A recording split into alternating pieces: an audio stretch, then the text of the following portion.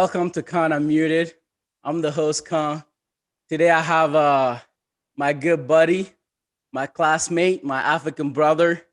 He decided to come join me to bring some knowledge about Africa, about leadership, and any topic that he wants to talk about. Assalamu alaikum, my brother.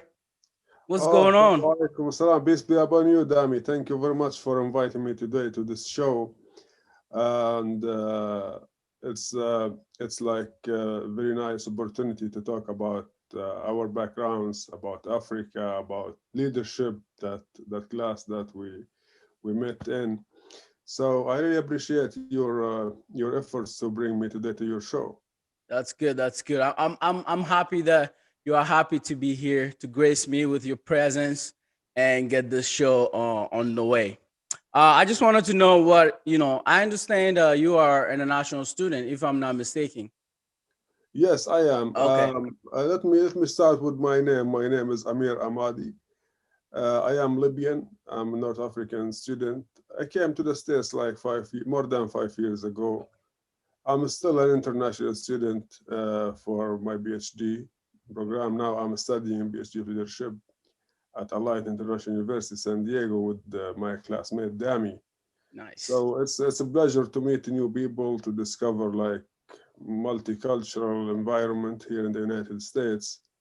And there we go. We are like from Africa. We met in that class, and I decided to be in the show today to talk about our continent, our backgrounds, our heritage, everything, That's good. That's even the good. leadership too. Yes, sir. Yes, sir. Yes, sir. So what one thing that I wanted to know is what can you tell me and people watching the show about Libyan culture, right? And then how can you relate that with American culture? Where are the similarities and where are the differences? Yeah, this is kind of it's gonna go into like a big debate, but in my opinion, and what I found here, what I found there, my country, um, humans are the same. There is no big difference when it comes to like personalities. Traditions, there are some differences, like any country, any tribe, any like family has its own traditions, because that's why every place is unique. Every place has its own like I can say its own like design, its own people. It's hard to explain like what I found here or there, but religion is different. Like here in the United States, there's a Yes, sir. freedom of religion. Hmm. We have freedom of religion in my country, but majority of Libyans are Muslims, and we allow like churches to open, but we don't have like many religions in the country, Yes. which is okay for Libyans, and even for people who visit from overside. They might think Libyans are conservatives. They are conservatives. We are conservatives. I'm proud of that, to be conservative. Like when it comes to respect my religion, respect others too.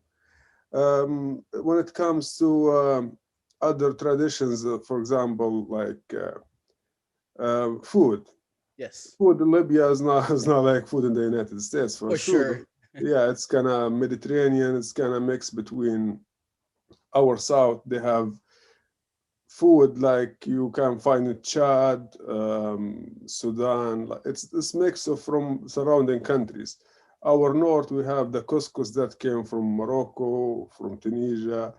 From the east, like we have they cook rice because close to Egypt. It's mixed. Even in the north, like you find the seafood. It's like European. The pasta is the main plate in the country. Like I can say, yeah. Oh yeah, that you're definitely right. I remember when I came in this country too. The food was different. It took me a while to adjust to the food over here, and Pizza or what kind of food that you adjusted to? Pizza or what? pizza. I mean, I ate pizza before, but it was more like burgers. I'm not used to Oh, eating burgers, right?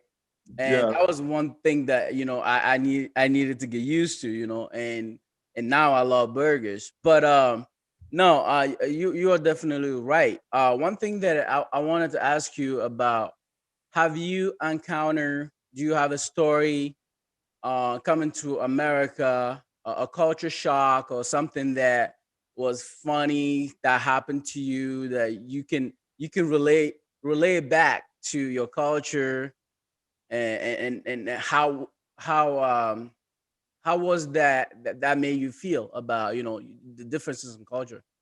There is no big shocks, but the only thing that I experienced a lot, my pronunciation. When I try to pronounce a word, like it happens. Like sometimes, like we make fun of people who try to speak Arabic or to speak the Libyan style, even like Arabic speakers. Yeah. For example, I have a friend. He's from Palestine. When trying to speak like in a Libyan tongue, he couldn't make it. I make fun of him. At the same time, like when I speak English, sometimes like kids they correct me. Yeah. One day I thought I said people they are watching Super Bowl. It's not Super Bowl. So a little kid, he's my friend's son. He's Libyan. Yeah. He said, "What's ball? It's not bull." I told him, "Yes, I came late to the United States. I couldn't pronounce really like, really good like native speakers. This is one thing. It's normal. Some people they feel offended when you correct them, Yeah. but I don't. I came here to learn. I came here to this country to learn, to carry the knowledge back to my country, to help like to improve the country. I hope everybody does that. Yes, sir. When Yes, it sir. comes to carrying knowledge, this is something that we feel proud of. That's good. That's good. How was my pronunciation when I said assalamu alaikum? Was it good or bad? Yeah, it was clear. Yeah, Okay. assalamu alaikum means peace be upon you. This is religious. This is from the Islam. Yes, sir. Because before that, before the Islam, like when it goes to the religion as part of the culture, as main part of the Libyan culture too. When it comes to that, like Libyans, they prefer to say "Assalamu alaikum" rather than say "Marhaba," Okay. means hi or hello. Yeah. There are many other greetings. Hala, they say hala, like hala is popular in Saudi Arabia or those Gulf countries. Yes. But Libyans, they prefer to say Assalamu alaikum. They say Shinjo. It's very, Okay, that's it, hard. yeah, this Shinjo. Well, Okay. this means how is the weather, like Yeah. literally in English. But newer generations, they shortcut it, like they said shish, just two words, just collectively. That means one word. Yeah, Yeah, it's funny because I know a guy. He's South African. We went to school together, and I remember, he used to have like that kind of arguments because he's a white guy, but his ancestors lived in South Africa forever, yeah, so he's considered South African, and he will get an argument with Americans because every time he pronounce something, they will say, "No, that's the wrong way," and then he'll be like, "No, that's the right English, right?" I remember one time he said he was talking about, like, we were talking about the forest, the jungle, and all that, and he mhm, was talking about like zebras, right? He says yeah, zebra, and my friends and we all started laughing. It's like, no, it's not a zebra, it's a zebra. But yeah, that kind of pronunciation for him, that's the proper English, right? So yeah. For South African, but not for like Americans because different tongue. Yeah, exactly. So I want to change the topic a little bit. I want to go into like a leadership, right? I want to see how your culture had an impact on your identity as a leader, right? How, what is the impact? what are some of the stuff that you took from your culture to mold you as a an individual, as a leader? This is like the right question at the right moment. But I want to flash back to like people of color and black and white. So I want to talk about that later Yes. because it's part of the culture and it's Yeah. about this big argument about humans' rights. Yeah. So we're gonna go back to that later. Sounds good. The cultural leadership, like I grew up like in a country which is the leadership is always for men. Hmm. Men always are the leaders. We have mothers, we have grandmothers, sisters, whatever, wives, but the leadership in my country, like in that part of the world, maybe, or even here in the United States, we hear about feminism, those movements. It's about the man who rules the tribe, family, the country. Yes. We don't have political party before 2011, but now we have some political parties, and all those like political leadership. I don't consider them as political leadership actually, because they're just like trying to be. I respect their struggle to be, but being as a leader, you have to study leadership first. Yes. Nobody can be a leader without getting that experience and knowledge. Even back in the day, before books, before school, before universities, people they inherit that for crown families, whatever. Yeah. They inherit that by inheritance, but they teach their kids how to rule this kingdom or how to be that leader or whatever in the future. Yes. But for a person who just have the passion to be as a leader and goes to practice leadership, political or economical or whatever, any kind of leadership, or that's unfair actually for Yes. the person and for the organization that he or she gonna serve in the future. Service is the most important thing to me. I stuck with that. Leadership is a service. I'm very biased with that Okay. because without that like feeling of serving others, there is no leadership. That's what I grew up around. Okay. Libya was under dictatorship for 40 years, Yes. and some Libyans they think it was good, it Hmm. was better than now. It is when it comes to security, it was better, but when it comes to economy, to human rights, whatever, it's not. It was not like what humans want. Yes. Just Okay. people who took advantage, they feel like they lost the power. And it's so sad when you lose the power for No, no, sure. for sure. That is true. I mean, speaking about your identity as a leader, how you see yourself as a servant leader. You want to serve the people, right? What I want to talk about is the fact that you and I, we are not from America, right? We are from Africa. I'm from Togo. You from Libya. So the knowledge that we are, you know, amassing here, what we are learning, right? What do you think about the immigrant communities, right, in America? What do you think that they should do, right, to help with the Right. leadership back home and to make things better for people back home? First of all, I'm focusing. I'm emphasis on carrying the knowledge, Yes. because like when we talk about the world, there are developed countries and developing countries. Yes. So this is the gap between what is developing now. At the same time, like my way of thinking might be different of others, Yes. but I really admire and respect people who struggle to improve themselves first, to learn, to educate themselves, and then carry that knowledge to their countries. My example is a living example, actually. Libya sends people like overseas for scholarships. I'm Yeah. one of them. I was like faculty member at Al Jabal Al Gharbi University. Okay. Translation to English is the Western Mountain University Okay. that I graduated from. I had the passion to come back, to go back, because I finished my bachelor's, my master's at the same university, and I became faculty member at the same place. I taught students in the same classrooms that I was like Nice studying. students. Yeah, it was when you sit and you give the lecture, you feel that feeling like you achieved something. Yeah. I used to tell my students all the time, like, have that passion to serve, to give, Hmm. because yeah, we take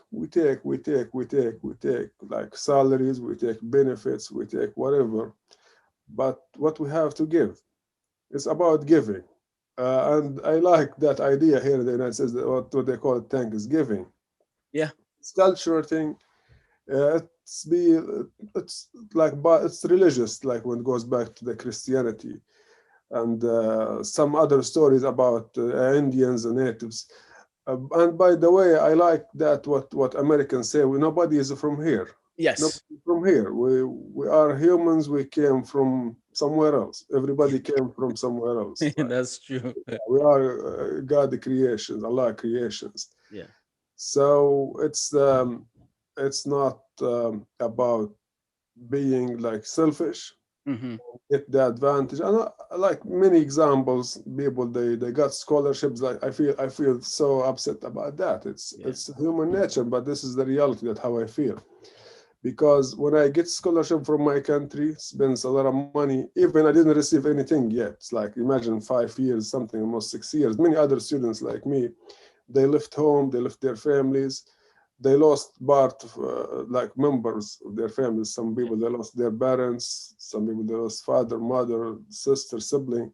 They couldn't go back because for Libyans, like specifically, to apply for another visa. Yeah. And it's a very long story. I don't wanna go to that side, but this is one major part of that story of like an international students who are struggling to live here, study, finish, and go back to their countries. Even they don't receive anything from that government. Actually, we don't have something that we can call it government.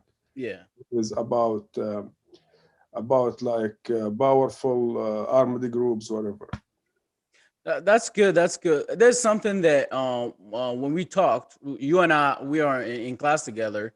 There's something that you brought up in class that I really appreciate about you, and I want you to talk about it. I want you to share what your vision is with your nonprofit, right? The name of your nonprofit, why you created that nonprofit, and what you want to do with that nonprofit. Yes, uh, actually, coming up with that idea was long process of thinking, and it's kind of like interior conflict inside me, inside my brain. Should I do this? How can I Yeah. do? It took longer time. Didn't get like financial support as should be to study my English courses and finish my PhD. I go back to my country. So Libyans suffer a lot, like they suffer a lot from everything, like lack of safety. Yes. There is no safety. That's the major part of it.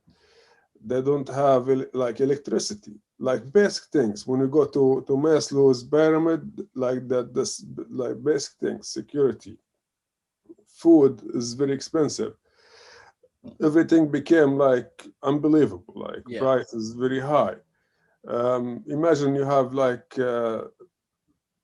whatever thousands or millions in your bank account. You cannot get cash from your bank account. It's your Yeah. money, but you cannot get it. They don't give you that money unless you pay a bribe or they kidnap you. It's a lot of like big Yeah. stories. So I decided to establish a non-profit organization that opposes the situation in Libya and trying to correct what is going on there, what correct that bad reality there in the Hmm. country. So I established a nonprofit organization in California called the Modern Libya Movement. I Hmm. applied for that. I went to the City Hall of San Francisco to ask how can I like establish an organization. Yes. I went to the Office of Economy and Workforce Development. Yeah. And the lady, she was there. She's very nice, and I told her my project, what I'm going to do. She said, you can start with this step, and then. So I started the modern Libya movement. I chose the name, and I call it the MLM. Some people, they think it's multi-level marketing, but it's not. No, The it's not. modern Libya movement. It's similar to multi-level marketing, but it's not marketing. It's serving. Yeah. So the mission statement for this organization is to support security, peace, equality, equity, and democracy, which democracy means in this context the peaceful political change in the country. Yeah. I'm not talking about democracy to be like a candidate Yeah. in the future. It's not Mhm. it's not my dream as Amir Ahmadi. Yeah. My dream just to make my country nice and peaceful. Talking about leadership, kind of bringing that up back a little bit, is that like if you look at the way in Africa leaders come to power, they come from usually a revolution, right? They see something wrong and they rise up, right? And then they fight for freedom, right? But when they get there, they get the taste of They that change. power. They They don't want to change. let it go. My question to you is, what do you think that what is the difference between those leaders and someone like Nelson Mandela, right? He fought for freedom. He fought for what he believed in. He fought for the little guy. He went to prison for it, right? He Yeah. comes out and the guy became president. And when it was time to leave power, he left. When it was time to relinquish power, he did. What do you It is, think? What is it the is difference? about, yes, Dami, I got you. This is about the soul of service. It's almost like what they call it, like in the literature, servant leadership, but Yes. it's not like that servant level. It's about being trustworthy. Yes. It's about people like I would mention here in the United States, Martin Luther King, Yes. Malcolm X. I really admire those people because even when they were powerful, they were not just powerful to be powerful or to be in a position. Nelson Mandela was an example. If we go to other countries like Malaysia, Yes. Malaysia's leadership was very good example too in Asia. There is the United Arab Emirates. So those leaders they came to power after revolution or after like civil rights movements because the revolutionary leadership, in my opinion, is more powerful than any other example of leadership Yes. because people they want Dami to be there or Nelson or Amir. People they want you to be there. You don't Yes. want to be in that position just to finish that like issue or to solve that issue or problems, and then you're gonna leave because Yeah. you want to keep, for example, that respect of the people and the loyalty. If they ask you to come back again, we need you, or you're gonna correct something, they will do. They will vote for that person again. Yes. But what we have, what we experience, it's a human nature. Majority of human, not I'm not gonna say like all humans. Hmm. Humans are not the same. They are humans, yeah. I just want to let people know that we are wearing kind of our traditional, you know, African costumes over here, African, shirts and stuff like that. Mine is something really, really regular. Nothing particular about it, but that's how we dress. When there's a traditional big event, these are some of the clothing that we It is wear. very beautiful. We have the same. I told you Yeah. we have the same, and but this is like the main Libyan is the basic one, Okay. What and is it called? this is we call it formula. This, Formula. yeah, but this is the normal dress. Some the Libyan type is kind of short Hmm. until like knee level. Yeah. It's not the long dress like the Gulf areas. It came from the Arabic or the Muslim heritage. Nice, nice. because to cover the whole body. Yeah. And I really like traditional clothing. Even here, every Friday in the United States, I wear this clothes. I go to the mosque Yes. to pray. So people they meet me, random people. Oh, nice clothing, nice clothing. Yeah. And I feel like optimistic, and I want to wear it in those special occasions. But I wear it on Friday when it's like there is a party of Yeah. like wedding parties or whatever. We wear those kind of traditional clothes. It remembers you of home, of the Yeah. country. Yeah. Yeah, No, that's true. Speaking about optimistic, when people see you wearing your traditional clothes, the way we dress back home, it's very important because that's how, people learn about us, right? We are immigrants, right? We are from a different country bringing our culture. It's sometimes good to show who we are so that people that don't know about who we are, they can ask question about it and learn about our culture. And that's very important. It's I tell important to you do it one once in a funny while. story happened to me when I first time visited San Diego was 2018. Yes. So that story with my traditional clothes, I went to the Midway 41, the aircraft carrier. Yes. So it was like giant like thing. I was at night time. I arrived there. The second day, I wore my traditional clothes and I went there. So my friends, like, they show my boss on Facebook. They said, "Why you like?" They were like shocked. They shocked. How you wear this clothes? The people they might think that you are terrorist or Oh no. yeah, because like people here, they're affected by the media in the United States and Europe, many other countries. Yeah. They're affected by the media and they think, oh, this guy is wearing this clothes. Oh, he's from maybe from Afghanistan, or Yeah. because they don't hear about Afghanistan, just the bad things in the media. Yeah. They don't hear that peaceful people in Afghanistan or in Iraq or Somalia or Africa or Yeah. any other place.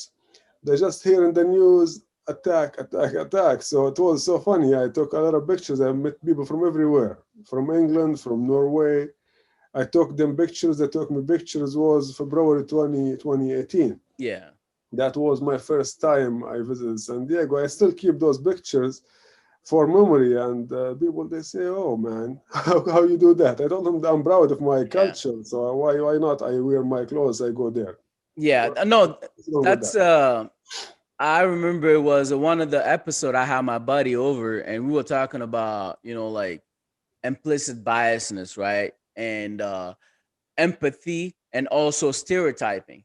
That's like you were saying, because you're wearing, your traditional clothes, right? You are Yeah. being stereotyped, right? You are being stereotyped, putting in the group of people who are doing bad things. But no, you don't do bad things. All people Yeah. have to do is see you as an individual, get to know you. That's all, right? That's the best way to introduce our cultures, even to our kids, newer generations. Yes. I was thinking about establishing the Libyan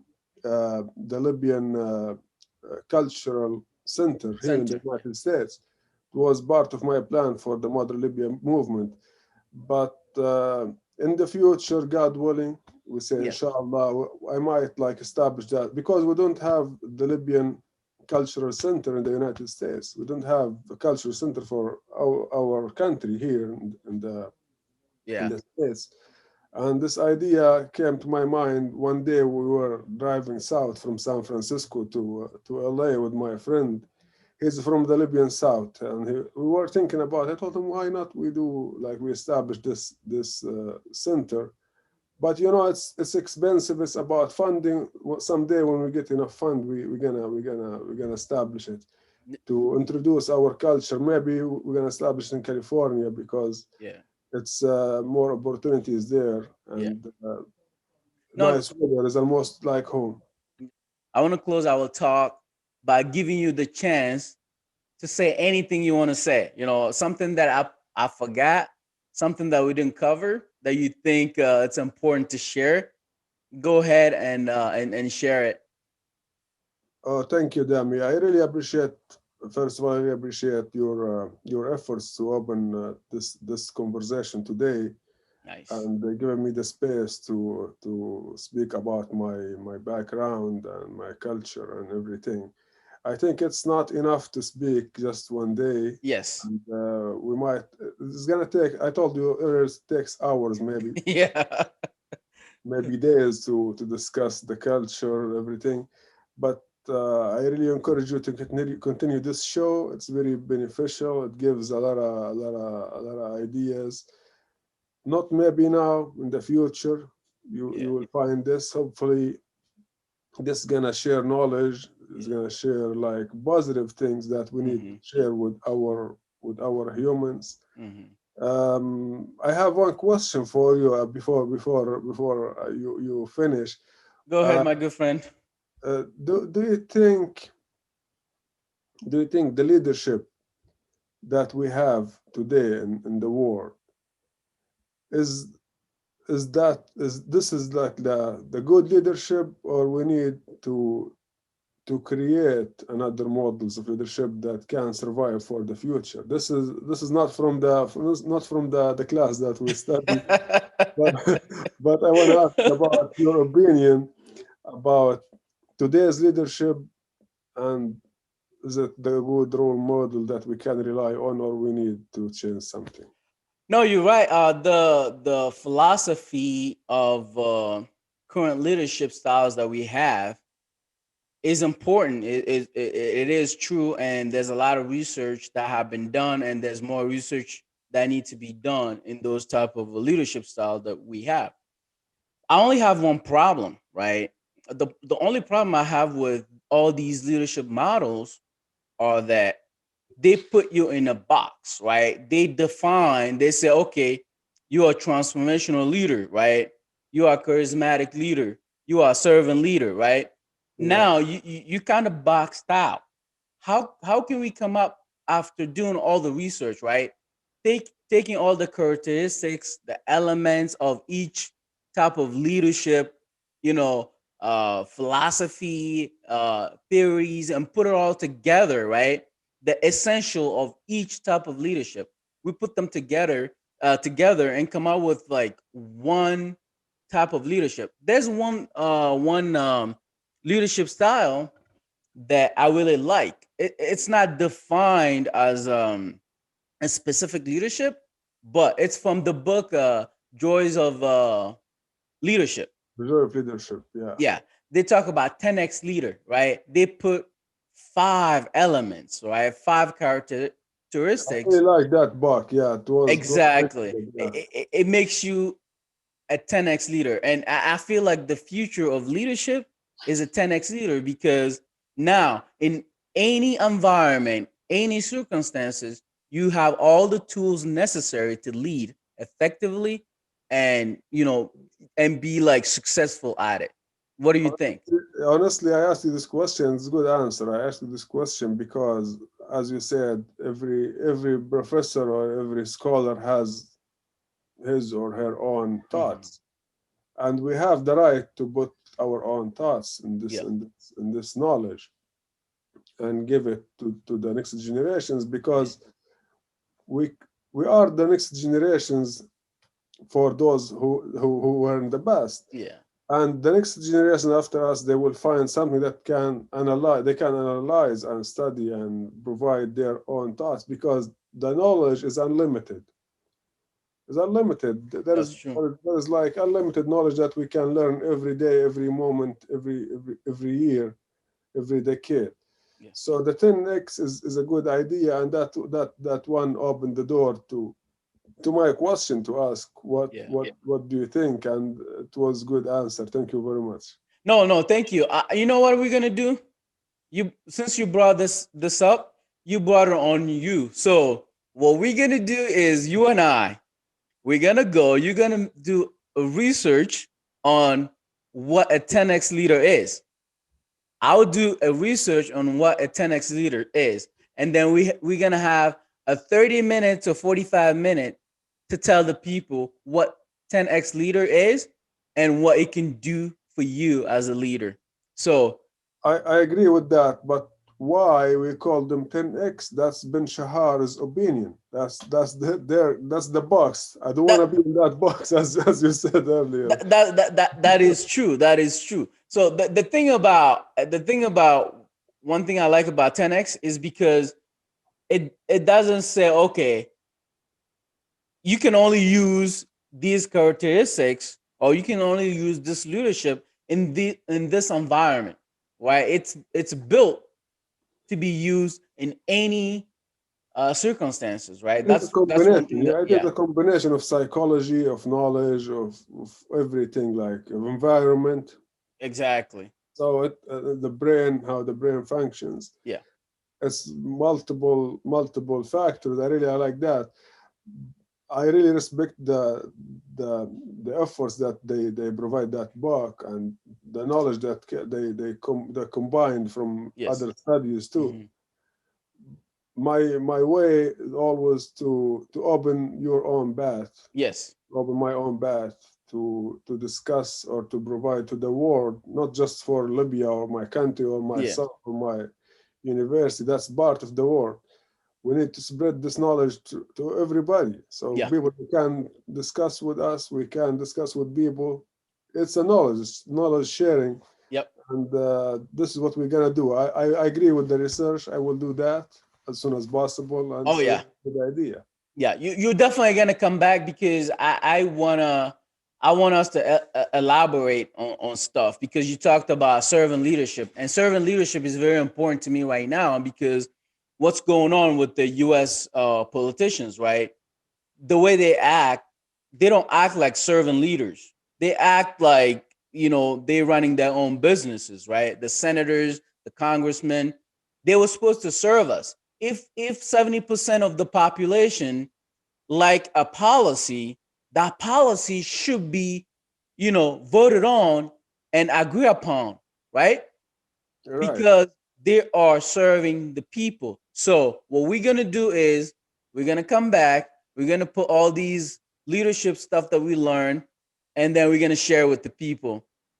I I'm really so happy that you came on today.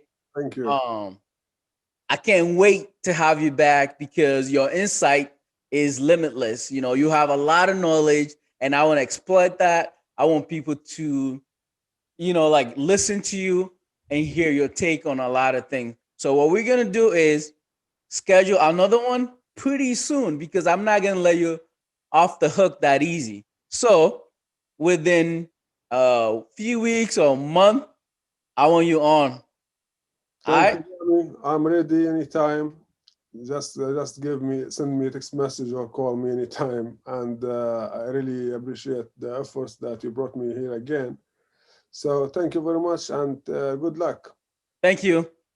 All right. It was nice talking to you, man. Thank you very much. Nice to talk to you too.